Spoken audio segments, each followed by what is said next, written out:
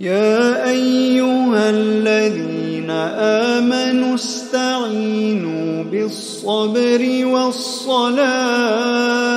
إن الله مع الصابرين ولا تقولوا لمن يقتل في سبيل الله أموات بل أحياء ولكن لا تشعرون ولنبلونكم بشيء من الخوف والجوع ونقص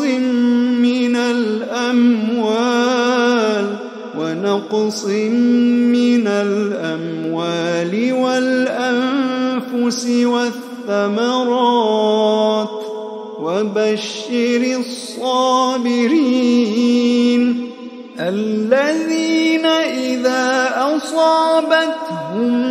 مصيبة قالوا إنا لله وإنا إليه راجعون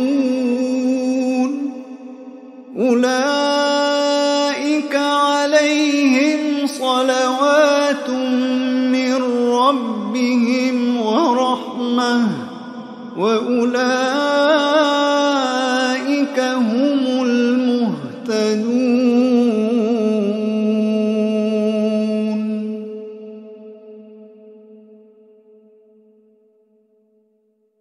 إن الصفا والمروة من شعائر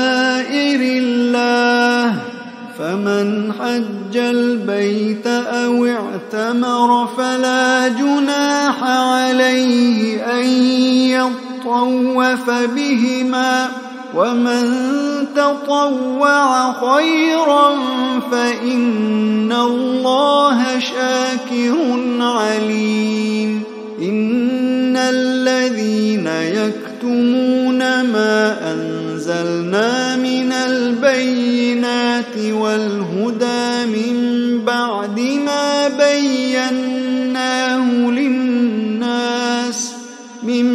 بعد ما بيناه للناس في الكتاب أولئك يلعنهم الله ويلعنهم اللاعنون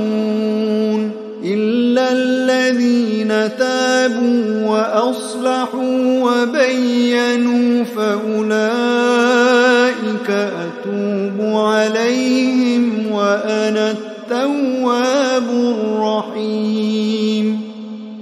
إن الذين كفروا وماتوا وهم كفار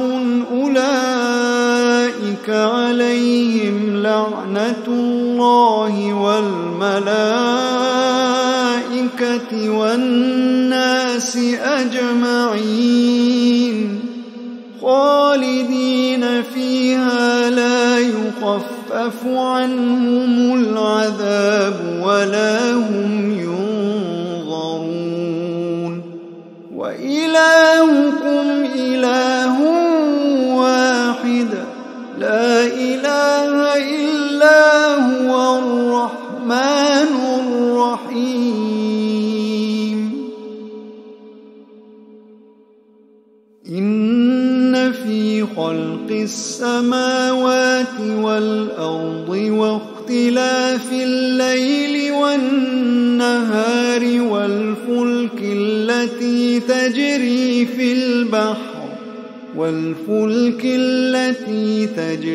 في البحر بما ينفع الناس وما أنزل الله من السماء من ماء فأحيا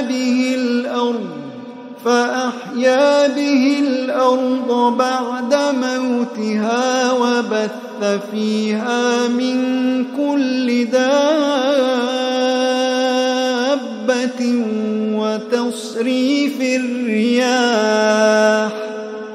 وتصريف الرياح والسحاب المسخر بين السماء والأرض لآيات لقوم يعقلون ومن الناس من يتخذ من دون الله أندادا يحبونهم كحب الله والذين آمنوا أشد حبا لله ولو يرى الذين ظلموا إذ يرون العذاب أن القوة لله جميعا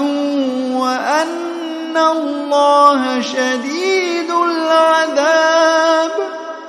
إذ تبرأ الذين اتبعوا من الذين اتبعوا ورأوا العذاب وتقطعت بهم الأسباب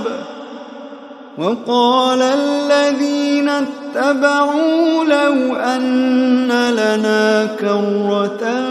فنتبرأ منهم كما تبرؤوا منا كذلك يريهم الله أعمالهم حسرات عليهم وما هم بخارجين من النار يا أيها الناس كلوا مما في الأرض حلالا طيبا ولا تتبعوا خطوات الشيطان إنه لكم عدو مبين إنما يأمركم بالسوء والفحشاء وأن تقولوا على الله ما لا تعلمون